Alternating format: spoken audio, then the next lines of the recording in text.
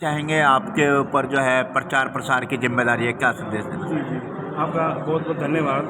आपने जो प्रश्न किया कि प्रचार प्रसार की जिम्मेवारी है, हम क्योंकि भारतीय जनता पार्टी के सिपाही हैं और मैं लगभग 30 वर्ष से ये व्यवस्था जो मेरे ऊपर सौंपी जाती है, जी तो वो व्यवस्था हम अपने ईमानदारी से दिल से करते हैं।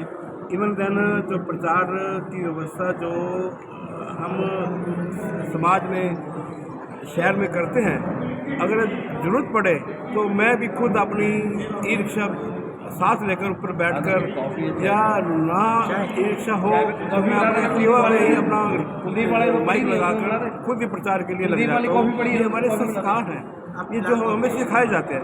इसी संस्कार के सारे हमें संगठन जिम्मेदारी देता है कि आप जो पार्टी का काम करो, इलेक्शन में काम करो, वैसे भी समाज में किसी का कोई काम हो, किसी भी दफ्तर का कार्यालय का काम हो, वो आप ईमानदारी से करके आओ, ताकि हमको देखो हमारे जैसे अभी दफ्तर में और भी लोग हमारे नेता बैठे हैं, कार्यकर्ता बैठे हैं, उनको चाह नहीं है कि इलेक्शन लड़े जी ना जरूरत है कोई पद की, केवल मात्र भारतीय जनता पार्टी एक हमारी माँ है।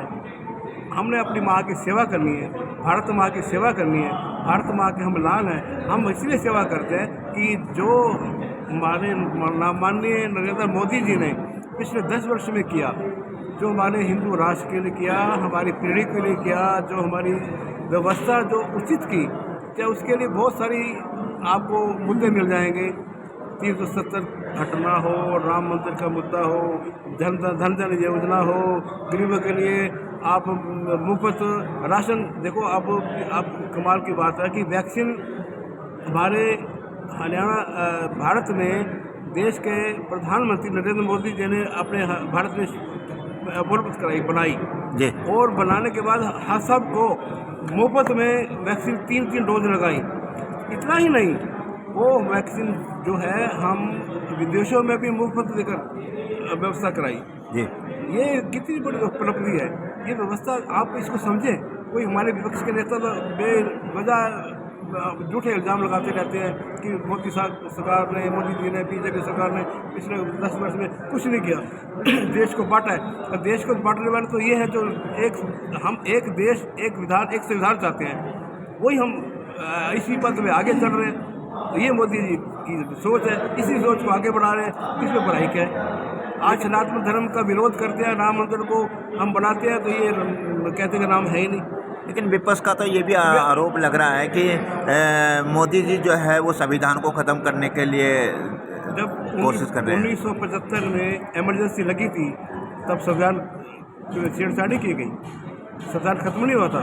मनमानी जो इन्होंने अपनी व्यवस्था लागू की थी इमरजेंसी के दौरान, जो बेगुनाह हमारे नेताओं को अंदर ठूस दिया था, ना को अपील नहीं, दलील नहीं, कानून नहीं, कुछ नहीं, ये व्यवस्था खराब नहीं की। आप एक देखो, आप सबसे बड़ी इन्होंने कानून से इतना बड़ा धोखा किया जी कि अब आप एक लगभग इलेक्शन से 1 हफ्ता पहले ही वक्फ बोर्ड के ऊपर आपने इतना बड़ा फायदा पहुंचा दिया कि आप वक्फ जितने भी हिंदुस्तान, पहले तो सबसे पहले वक्फ बोर्ड में बात कहूँ, वक्फ बोर्ड होना नहीं चाहिए। भारत की धरती पे भारत की जगह है, वक्फ बोर्ड क्या काम करेगा, क्यों करेगा, किसी लिए हो? वक्फ हमारी भारत की धरती में वक्फ बोर्ड की प्रॉपर्टी आप उसको दे दोगे और वक्फ बोर्ड को उसको अलॉट कर दोगे, काहे को कर देंगे?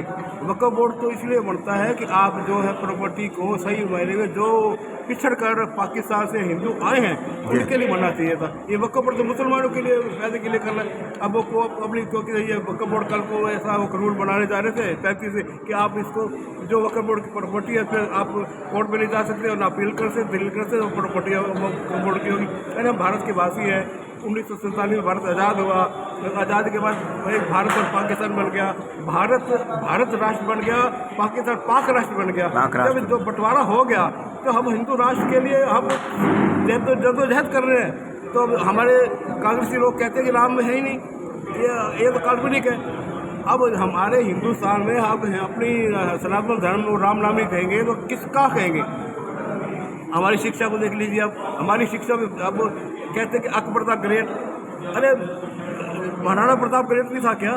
महाराणा अशोक, राजा अशोक ग्रेट नहीं था क्या? ऐसे हजारों उदाहरण, भगत सिंह ग्रेट नहीं था क्या? ऐसे हजारों उदाहरण मिल जाएंगे जिसका नाम ही उन्होंने भारी मिटा दिया, केवल मात्र मुसलमानों की आगे करके क्या भी वही ग्रेट। हम तो भारतीय संस्कृति तो हिंदू, मुस्लिम, सिख, ईसाई सभी धर्मों की एक साथ की है ना। हाँ, हम तो इस बात को डिनाई नहीं कर रहे हैं। हम तो सभी धर्म की ही इज्जत करते हैं, पालना करते हैं। हम तो कोई चर्च हो, कोई गुरुद्वारा हो या मस्जिद हो, उसके आगे प्रणाम करते हैं। हमें कोई संकोच नहीं, ना सिखाया जाता है। हम सब सर्व धर्म के करते हैं, लेकिन केवल मात्र एक हाथ से सीढ़ी नहीं, ताली नहीं बचती है, ताली तो दोनों हाथ से बजेगी ना। हम तो चाहते हैं कि हम सब एक हैं, एक रहेंगे, लेकिन वो एजेंडा लेके जाते हैं मुसलमानों को। वो गलत है ना जी। हम कहते हैं हम एक रहना चाहते हैं। भारत राष्ट्र एक राष्ट्र है, उसमें सब धर्म बराबर हैं।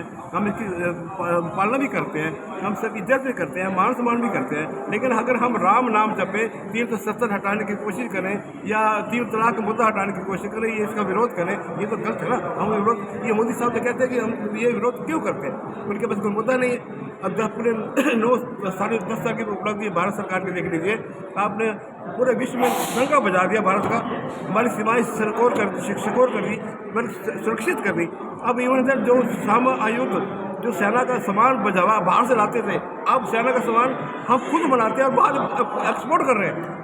अब पहले वही सरकार थी, कहती थी हमारे पास तो आयुध सामान लेने के लिए सेना का पैसे ही नहीं है, सोना गिरवी रखा जाता है। आज हम खुद अपने आप आत्मनिर्भर हो गया। आत्मनिर्भर के साथ साथ हम तो लोग अपने सामान बेच रहे हैं। ये छोटी बात तो नहीं है ना। अब हम इसीलिए हम ये कहते हैं कि अगर आप हमारी अपनी जितनी पीढ़ियाँ, आगे आने वाली पीढ़ियाँ हैं, उसको सुरक्षित